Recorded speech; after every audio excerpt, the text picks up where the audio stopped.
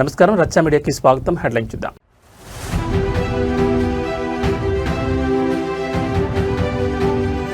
విద్యార్థి బంధాలే జీవితాంతం తోడు. సోషల్ మీడియాలో మంత్రి నారా లోకేష్ వీడియో వైరల్.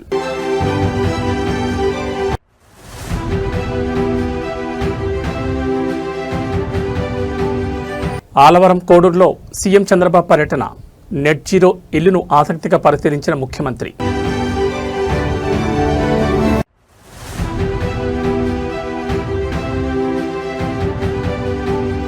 సంక్షేమ పథకాలపై రగులుతున్న రాజకీయం. కాంగ్రెస్ వర్సెస్ బీఆర్ఎస్ తీవ్ర సవాల్.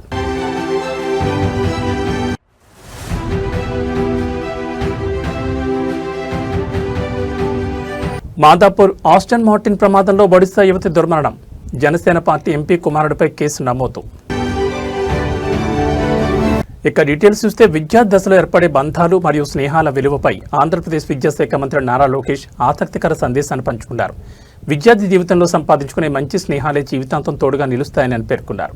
పాఠశాల కళాశాల విద్యను అభ్యసిస్తున్న విషయంలో ఏర్పడే స్నేహాలు జీవితంలోని ప్రతి మైలురాయి వద్ద నిలకడగా ఉంటాయని వివరిస్తూ జైటీడీపీ అధికారిక ఖాతా ద్వారా విడుదల చేసిన ప్రత్యేక వీడియో ప్రస్తుతం సోషల్ మీడియాలో ట్రెండ్ అవుతోంది.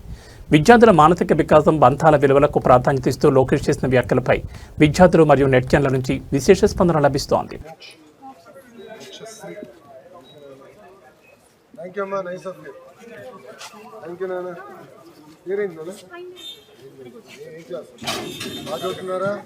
మంచి మార్కులు వస్తాయి కదా, మీరు తక్కువ వస్తే నా మార్కులు చేస్తారు ముఖ్యమంత్రి గారు.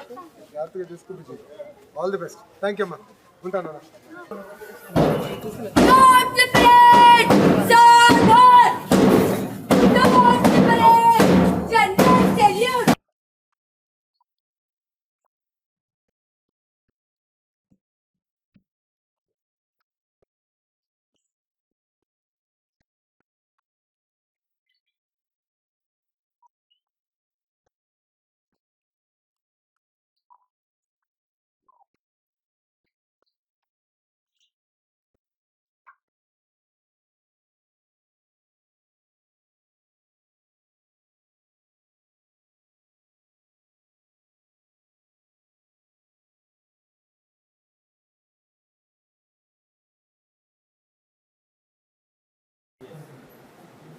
As I have given you the learning outcomes of this lesson, you might have observed that the students will be able to classify the elements as metals and non-metals.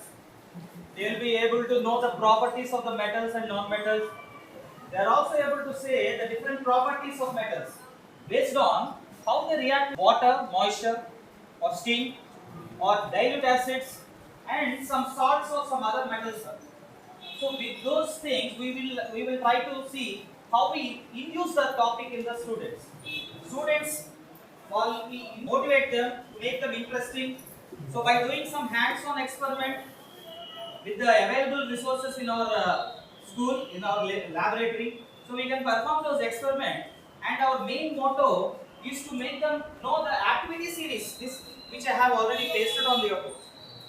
Our main motto is to make them learn the activity series. ఎలా వచ్చింది activity series, ఎందుకు ఒకటి greater అయింది ఒకటి less అయింది, why అనే topic ని పిల్లలకి చెప్పాలంటే అందులో ఉన్న లాజిక్ ని మనం ఎలాగ మనం ఇంట్రడ్యూస్ చేయాలి, పిల్లలకి ఎలాగ ఇన్కల్కేట్ చేయాలి అనే విషయం మీద కొన్ని ఎక్స్పెరిమెంట్స్, నేను ఒక 2 ఎక్స్పెరిమెంట్స్ తీసుకుని ఎక్స్పెరిమెంట్స్ ద్వారా మీకు నేను చేసి చూపించడానికి ప్రయత్నం చేస్తాను. ఇది మీరు స్కూల్కి వెళ్ళిన తర్వాత దీన్ని యాసిడ్ గా రిపీట్ చేయగలిగితే డెఫినెట్లీ పిల్లల్లో అందరూ చూస్తే చాలా ఆనందంగా ఉంది. ఎందుకంటే క్లస్టర్ మీటింగ్ నేను మొదటిసారి పాల్గొనడం జరుగుతుంది. ఎప్పుడు మేము రిఫార్మ్ తీసుకొద్దామనే ఆలోచనలో ఉన్నాం. నేను యువగలం పాదయాత్రలో కూడా అనేక మంది ఉపాధ్యాయులను కలిశాను. నేరుగా ఇష్యూస్ తెలుసుకోవడానికి అవకాశం కలిగింది. అప్పుడు మనోళ్ళు ఇచ్చిన సూచనల మేరకే మార్పులు చేర్పులు చేసుకుంటూ వచ్చాం. మీరు చూస్తే మొదటి సంవత్సరంలో అనేక సంస్కరణలు తీసుకొచ్చాం. ఎందుకంటే ప్రజాప్రభుత్వం వచ్చి 2 సంవత్సరాలు అయింది. తీసుకొచ్చిన సంస్కరణలు మొన్న జరిగిన ఎగ్జామ్లో కొంతమేరకు ఫలితాలు వచ్చినాయి. నేను సంతృప్తి చెందానా? నేనైతే చెందాను, కానీ ముఖ్యమంత్రి గారు చెందలేదు. ముఖ్యమంత్రి గారు ఏమంటే 100కి 100% రావాలి కదా. ఎందుకంటే ఈరోజు ఎవరికి లేని క్వాలిఫైడ్ టీచర్స్, ఇప్పుడు మీరు అందరూ కష్టపడి పరీక్షలు రాసి డిఎస్సి రాసి వచ్చిన వారు, ఎవరో కాగితమైన పేర్లు ఇస్తే వచ్చిన వారు కాదు, మీరందరూ డిఎస్సి బ్యాచెస్. సో చాలా కష్టపడి హైలీ క్వాలిఫైడ్ టీచర్స్. అనేక కారణాల వల్ల మనం ఇబ్బంది పడిన విషయం వాస్తవం. ఇప్పుడు అవన్నీ సరిదిద్దాం. ఇప్పుడు నేను మిమ్మల్ని అందరూ ఉపాధ్యాయులందరినీ కోరేది కూడా ఏంటంటే లెర్నింగ్ అవుట్కమ్స్ పైన ఎక్కువ శ్రద్ధ పెడదాం. ఇప్పుడు మాస్టర్ గారు చెప్పారు ఎట్లా పిల్లల్ని ఆలోచపరిచే విధంగా ఎలా పాఠాలు చెప్పాలి, ప్రాక్టికల్ అప్లికేషన్స్కి ఎట్లా తీసుకెళ్ళాలి అనేది చాలా చాలా అవసరం. సో అది మీరు ఎక్కువ శ్రద్ధ పెట్టాలి. ఆంధ్రప్రదేశ్ రాష్ట్రంలో పర్యావరణ పరిరక్షణ, పచ్చదనం మరియు ఇంధన ఆదా లక్ష్యంగా చేపట్టిన స్వర్ణాంధ్ర స్వచ్ఛాంధ్ర కార్యక్రమంలో భాగంగా అనకాపల్లి జిల్లా మాడుగుల నియోజకవర్గం ఆలవరం కోడూరులో ముఖ్యమంత్రి చంద్రబాబు నాయుడు విస్తృతంగా పర్యటించారు. గ్రామంలోని జె మహేశ్వరరావు నివాసాన్ని సందర్శించిన సీఎం అక్కడ అమలవుతున్న నెట్ జీరో గృహ విధానాలను స్వయంగా పరిశీలించారు. మహేశ్వరరావు దంపతులు తమ ఇంట్లో ఏర్పాటు చేసుకున్న సోలార్ రూఫ్టాప్ ప్యానెళ్లు, వర్షపు నీటి నిల్వ వ్యవస్థ, కిచెన్ వేస్ట్ కాంపోస్టింగ్ మరియు టెర్రస్ గార్డెనింగ్ను సీఎం చంద్రబాబు ఆసక్తిగా తిలకించారు. పర్యావరణానికి హాని కలగకుండా విద్యుత్ బిల్లులు తగ్గించుకుంటూ జీరో వేస్ట్ విధానాలను సమర్థవంతంగా అమలు చేస్తున్న సదరు దంపతుల కృషిని ముఖ్యమంత్రి ప్రత్యేకంగా ప్రశంసించారు. ఈ సందర్భంగా సీఎం మాట్లాడుతూ రాష్ట్రంలోని ప్రతి గ్రామంలో ప్రతి ఇల్లు నెట్ జీరో విధానాన్ని అవలంబించేలా స్వచ్ఛాంధ్ర ఉద్యమాన్ని ముందుకు తీసుకెళ్తామని స్పష్టం చేశారు. హరిత ఆంధ్రప్రదేశ్ నిర్మాణంలో ఇలాంటి వినూత్న ప్రయోగాలు చేసే కుటుంబాలే నిజమైన మార్గదర్శకులని వ్యాఖ్యానించారు. మహేశ్వరరావు సార్. నీ పేరమ్మా? ఏం చదువుకున్నావు?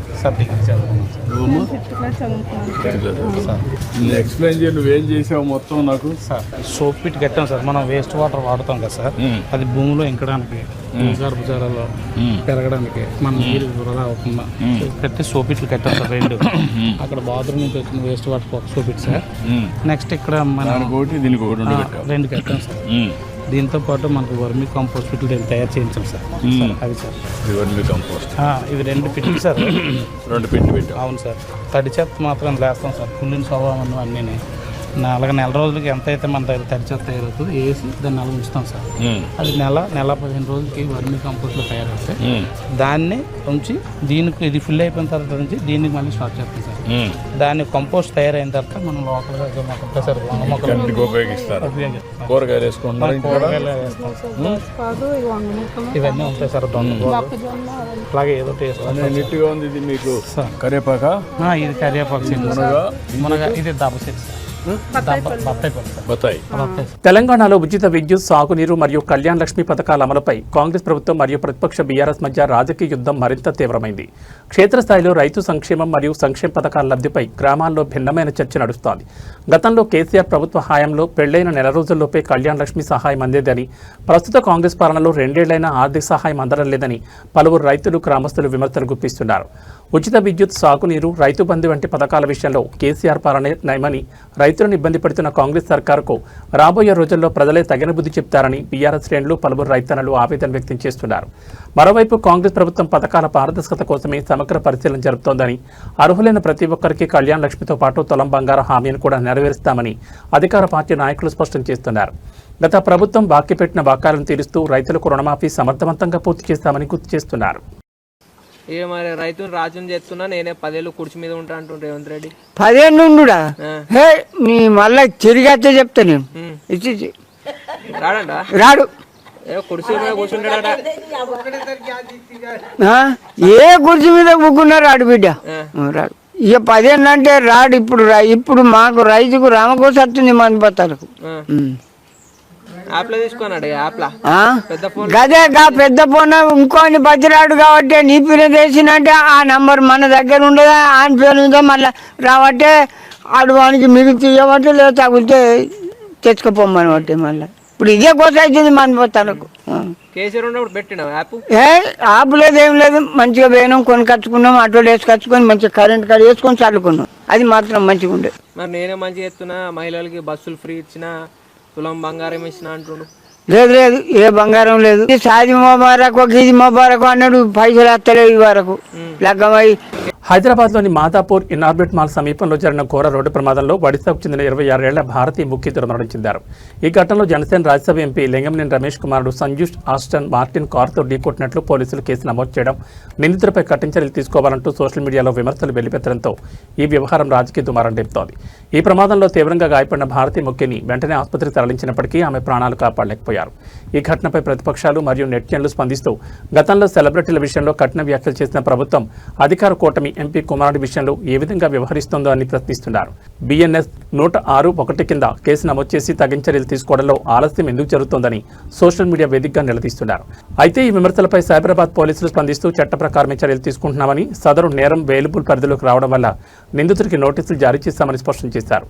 ప్రమాద సమయంలో మద్యం లేదా డ్రగ్స్ సేవించలేదని సైంటిఫిక్ పరీక్షలో తేలిందని వివరించారు. మరోవైపు నిందితుడు సంజుష్ కూడా తాను ఘటనా స్థలంలో నుండి పారిపోలేదని, బాధితులను ఆసుపత్రికి తరలించారని తెలిపారు.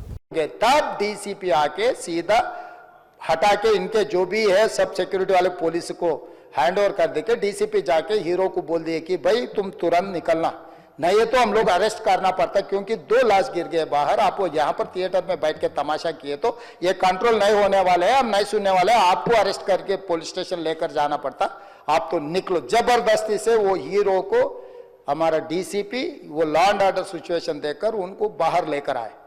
बाहर गाड़ी में बिठाने के बाद फिर जाते होकर फिर रूफटॉप निकाल के फिर लोगों को ऐसा कर रहा, तो ये कैसे इंसान है? हम लोग क्या बोलना है सर? मुझे तो समझ में नहीं आ रहा। मैं बाहर ये बोल भी नहीं सकता हूं, अगर कुर्सी में बैठकर खामोश भी नहीं बैठ सकता हूं।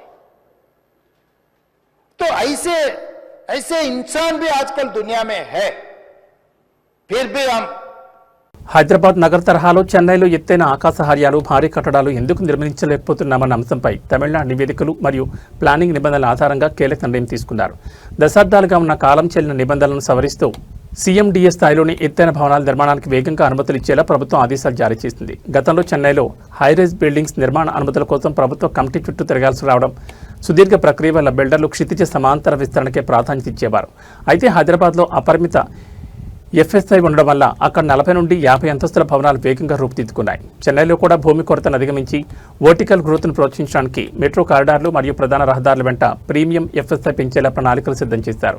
ఇకపై ఎత్తైన భవనాల నిర్మాణ అనుమతుల కోసం విడిగా ప్రభుత్వ అనుమతుల వరకు వేచి చూడకుండా CMDA ఉన్నత స్థాయి ప్యానెల్ ద్వారా నేరుగా అనుమతులు ఇచ్చే విధానాన్ని సమర్థవంతం చేశారు. నిబంధనలు సరళీకరించడం ద్వారా నగరంలో పచ్చదనం, ఓపెన్ స్పేస్ పెరగడంతో పాటు IT, రియల్ ఎస్టేట్ రంగాల్లో భారీ పెట్టుబడులు వస్తాయని బిల్డర్లు ఆశాభావం వ్యక్తం చేస్తున్నారు. நம்ம நாளா வெளியூர் போகும்போதெல்லாம் நான் நினைப்பேன், ஹைதராபாத்லாம் பெரிய ஹைடெக் சிட்டியோட பெரிய பெரிய இதெல்லாம் இருக்கும். கச்சிபௌலின்னு ஒரு ஏரியாலாம் இருக்கும். அந்த ஏரியாலாம் நீங்க போனீங்கன்னா அப்படியே கம்ப்ளீட்டா டிஃப்ரெண்ட் வேர்ல்டு மாதிரி இருக்கும். ஸோ அந்த மாதிரியெல்லாம் ஏன் நம்ம வந்து சென்னைக்கு வரல அப்படின்னு நான் வந்து யோசிச்சுட்டே இருப்பேன். அதை வந்து நம்ம மாண்புமிகு முதலமைச்சருக்கு சொல்லும் போது இங்க வந்து ஒரு இவ்வளோ ஹைட்டு தான் இருக்கணும் அப்படின்னு சொல்லி ஒரு இது இருக்கு பில்டிங்ஸ்லாம். ஸோ அந்த ரிலீஃபை வந்து உடனே எடுத்து விட்டு மீதி ஜிசிசிலாம் வரணும், IT கம்பெனிஸ்லாம் வரணும். ஏன்னா சோஷியல் இன்ஃப்ராஸ்ட்ரக்சர்ன்றது ரொம்ப ரொம்ப முக்கியமான ஒன்று. ஸோ இந்த மாதிரி பல முன்னெடுப்பு வந்து நம்மளுடைய கவர்மெண்ட் பண்ணிக்கிட்டு இருக்கு. கண்டிப்பா இங்க இருக்க இளைஞர்கள் இன்னைக்கு ஜாப் அப்படின்றத மட்டும் இல்லாம நீங்களும் ஒரு பெரிய ஆண்டர்பிரனர் ஆகி பல பேருக்கு வேலை கொடுக்கணும் அப்படின்னு சொல்லி కాకినాడ జిల్లాలోని ఒక మహిళా నర్సింగ్ కాలేజ్ హాస్టల్లో చిన్న మొబైల్ ఫోన్ పోవడం తీవ్ర ఉద్రిక్తతకు దారితీసింది. స్థానిక విద్యార్థులు మరియు ఈశాన్య రాష్ట్రాలకు చెందిన విద్యార్థుల మధ్య తీవ్ర వాగ్వాదం జరిగి పరస్పరం చెప్పులు, బకెట్లు మరియు కర్రలతో దాడులు చేసుకునే వరకు వెళ్లింది. ఈ ఘర్షణలో పలువురు విద్యార్థులకు స్వల్ప గాయాలయ్యాయి. ఈ ఘటనకు సంబంధించిన సమాచారం మణిపూర్ మాజీ ముఖ్యమంత్రి ఎన్ బీరేన్ సింగ్ దృష్టికి వెళ్లడంతో ఆయన వెంటనే స్పందించారు. దీంతో కాకినాడ జిల్లా కలెక్టర్ మరియు జిల్లా SP హుటాహుటిన కాలేజ్ హాస్టల్ చేరుకున్నారు. ఇరు వర్గాల విద్యార్థులతో మాట్లాడి గొడవ గల కారణాలు తెలుసుకుని పరిస్థితిని అదుపులోకి తీసుకొచ్చారు. ఈశాన్య రాష్ట్రాల విద్యార్థుల భద్రతను దృష్టిలో ఉంచుకుని ఎలాంటి అవాంఛనీయ సంఘటనలు జరగకుండా అధికారులు వారికి ప్రత్యేక వసతి సదుపాయాలు కల్పించారు. హాస్టల్లో భద్రతను కట్టుదిట్టం చేశామని, విద్యార్థులు ప్రశాంతంగా చదువుకునేలా చర్యలు తీసుకుంటున్నామని జిల్లా యంత్రాంగం స్పష్టం చేసింది.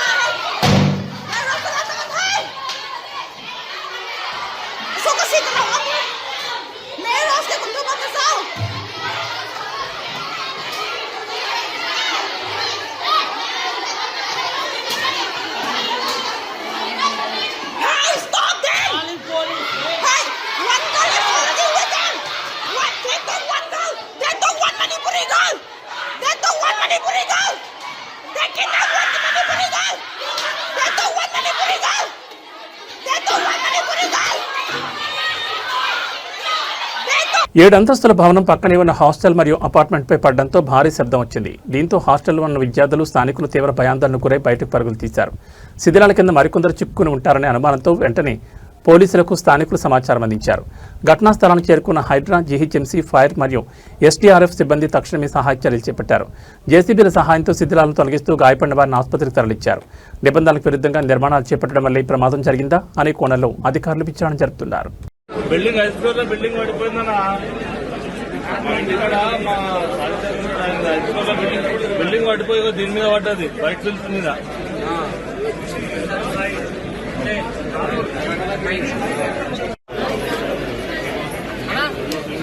అన్నా వైర్ ఉన్న చూసి జాగ్రత్త.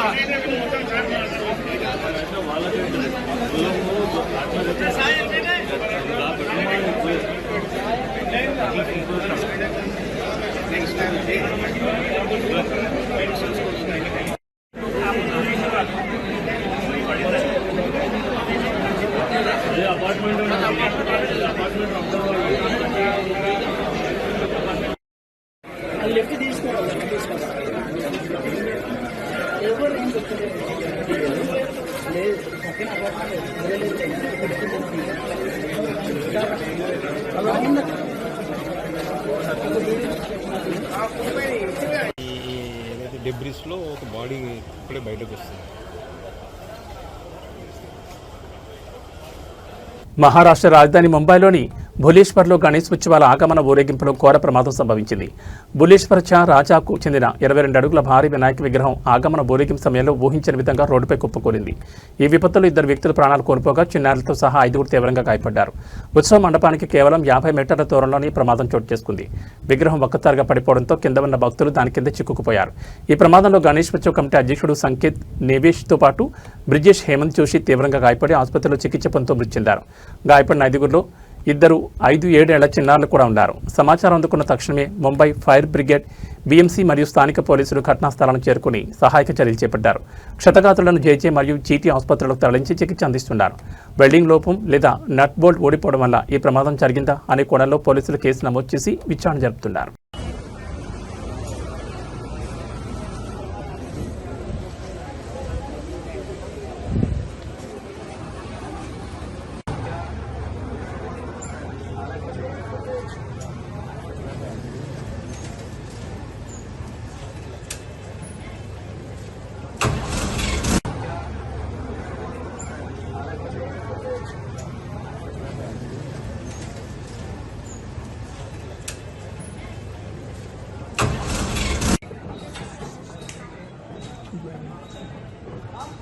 न्यूज वाली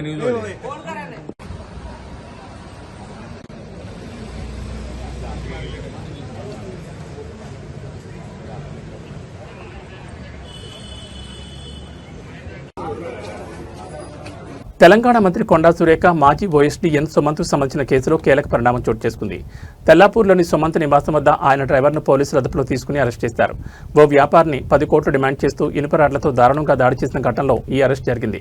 సమాచారం ప్రకారం ఒక రియల్టర్ వ్యాపారిని 10 కోట్లు ఇవ్వాలని బెదిరించడమే కాకుండా మాట వినకపోవడంతో జూబ్లీహిల్స్లోని ఒక కార్యాలయంలో ఇనుపరాడ్లతో దాడి చేసి తీవ్రంగా గాయపరిచారని ఆరోపణలొచ్చాయి. బాధితుడి ఫిర్యాదు మేరకు సుమంత్ మరియు ఆయన అనుచరులపై పోలీస్ స్టేషన్లో ఎఫ్ఐఆర్ నమోదైంది. ఈ కేసు విచారణలో భాగంగా తెల్లాపూర్లోని సుమంత్ ఇంటి ముందు డ్రైవర్ను పోలీసులు అదుపులోకి తీసుకున్నారు. ఈ కేసులో ప్రధాన నిందితుడిగా ఉన్న మాజీ ఓఎస్డీ సుమంత్ కోసం పోలీసులు గాలింపు చర్యలు వేగవంతం చేశారు. డ్రైవర్ను విచారించడం ద్వారా సుమంత్ ఎక్కడున్నాడనే సమాచారాన్ని సేకరించే పనిలో ఉన్నారు. దేవాదాయ శాఖలో గతంలో జరిగిన వివాదాలు, వసూళ్ల ఆరోపణల నేపథ్యంలో ప్రభుత్వం ఇప్పటికే సుమంత్ను విధుల నుంచి తొలగించిన సంగతి తెలిసిందే.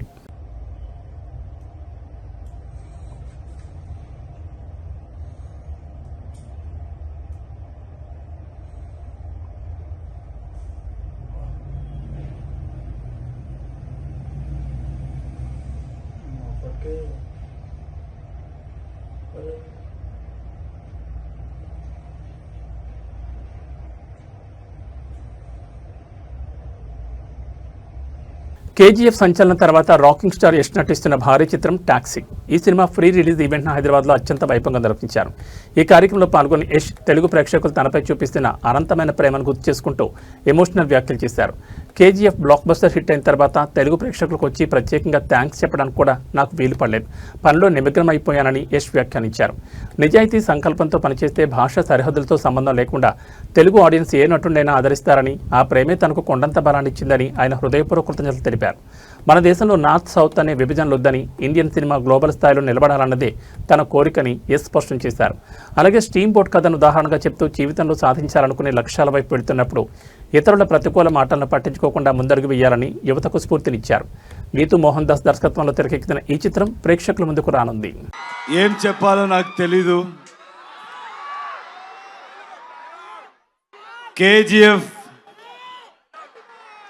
తరువాత నేను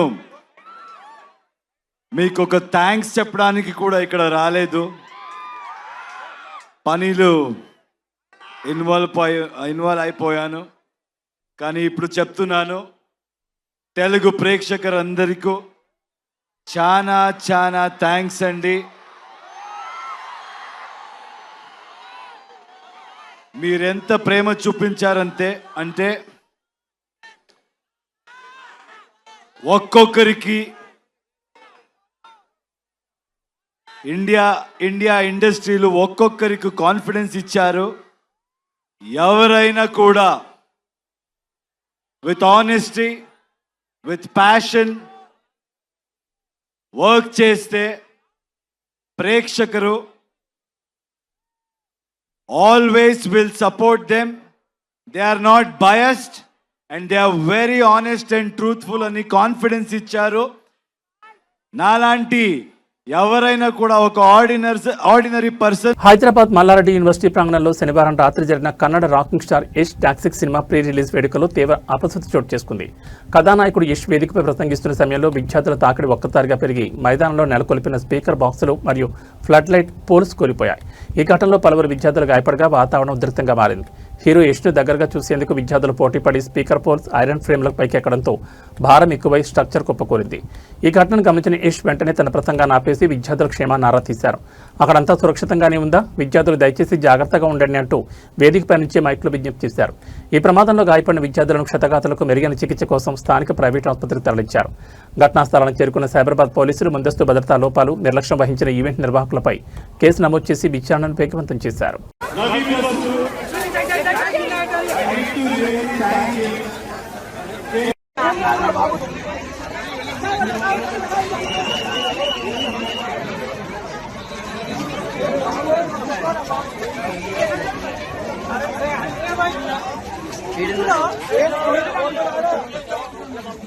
మహారాష్ట్రలోని ఛత్రపతి సంభాజీనగర్లో ఓ చిన్న పట్టుదల ఒకే కుటుంబంలో ముగ్గురు ప్రాణాలు పలుకుంది. కవాడియా కొండపై సూసైడ్ పాయింట్ వద్ద కొడుకుని వెనక్కి రప్పించేందుకు కన్నీళ్లతో ప్రాధేయపడిన కన్నతల్లి ఆవేదన నెట్టిన్ల హృదయాలు పిండేస్తోంది. చివరికి కొడుకు లోయలోకి దూకడం, అతన్ని కాపాడే క్రమంలో తండ్రి, ఆ తర్వాత తల్లి కూడా లోయలో పడి ప్రాణాలు కోల్పోవడం తీవ్ర విషాదాన్ని నింపింది. సమాచారం ప్రకారం 19 ఏళ్ల కునాల్ అనే యువకుడు కొత్త ఐఫోన్ కావాలని ఇంట్లో పట్టుబట్టాడు. దానికి తల్లిదండ్రులు నిరాకరించడంతో కోపంతో వాలుజ్ సమీపంలోని కవాడియా కొండపైకి చేరుకుని ఆత్మహత్యకు సిద్ధమయ్యాడు. అక్కడికి చేరుకున్న తల్లి సంగీత, తండ్రి మురళీధర్ సుమారు 3 గంటల పాటు కొడుకు నచ్చజెప్పే ప్రయత్నం చేశారు. నీకోసం నా మంగళసూత్రం కూడా తీసి అమ్మేస్తా, మీ నాన్నను వదిలేసి నీతోనే ఉంటా, నన్ను వదిలి వెళ్లొద్దు అంటూ ఆ తల్లి కన్నీళ్లతో కాళ్లా వెళ్లపడింది. స్థానిక సర్పంచ్ మరియు పోలీసులు కూడా బాలుని కాపాడని ప్రయత్నించారు. అయితే కొడుకును పట్టుకుని వెనక్కి లాగే క్రమంలో తండ్రి తోటి లోయలోకి జారిపడిపోయాడు. కళ్ల ముందే భర్త, కొడుకు లోయలో పడిపోవడంతో ఆ కూరను తట్టుకోలేకపోయిన తల్లి కూడా తీవ్ర మనస్తాపంతో కొండపై నుంచి కిందకు దూకేసింది. రాళ్లపై పడ్డంతో ముగ్గురు అక్కడికక్కడే మృతి చెందారు.